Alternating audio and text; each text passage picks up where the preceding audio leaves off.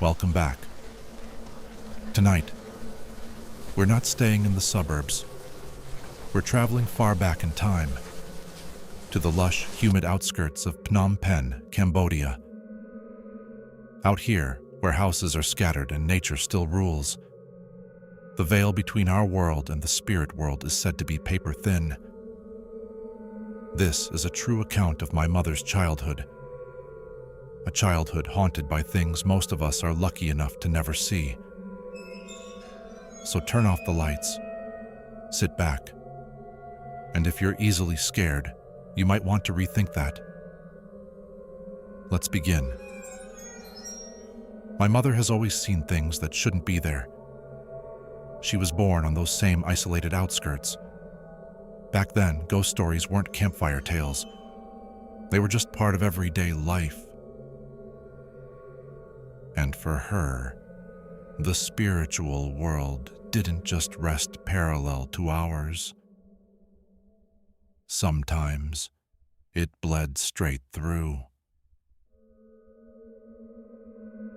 She grew up in a traditional old wooden house, the kind that creaked and groaned like it was alive.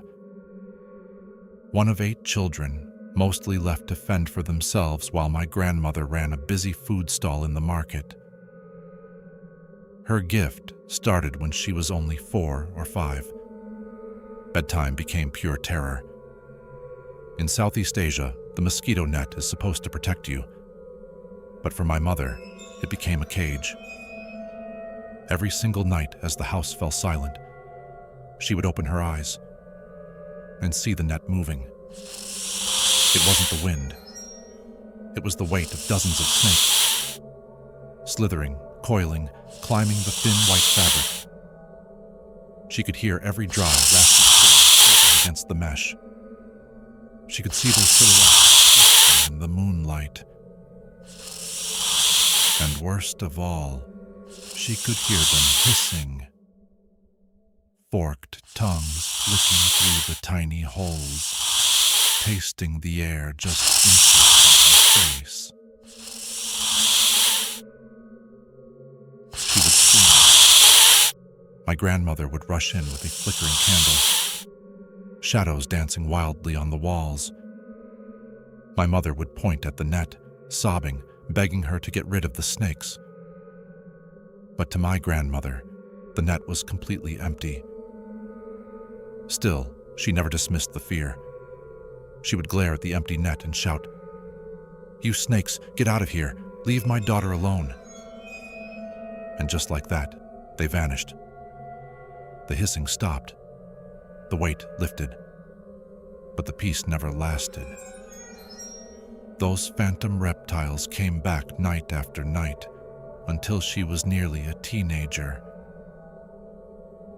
The snakes were only the beginning,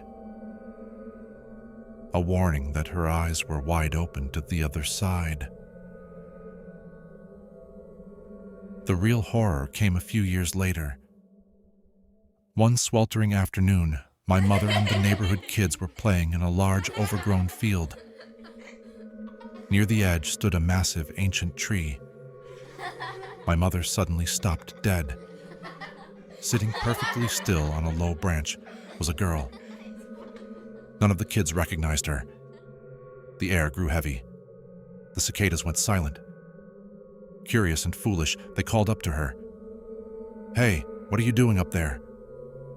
The girl didn't blink, didn't move. Her eyes were completely hollow, like 2 black pits. Then the kids did something they would all regret. They started throwing fallen, rotting flowers at her. The flowers hit her legs and dress, but she didn't flinch. Then, very slowly, the girl turned her head. Her dead eyes locked straight onto my mother. The malice in that stare was pure ice. The kids didn't need to speak. They all screamed and ran for their lives. When my mother burst into the house, hyperventilating, she dragged her older sister back to the field. "She's still there," my mother cried, pointing at the branch. Her sister stared, then looked back confused. There's no one there. But my mother could still see her. Still see those hollow eyes staring right back. In that moment, she realized the horrifying truth. They had just thrown things at a ghost. And now, it was angry.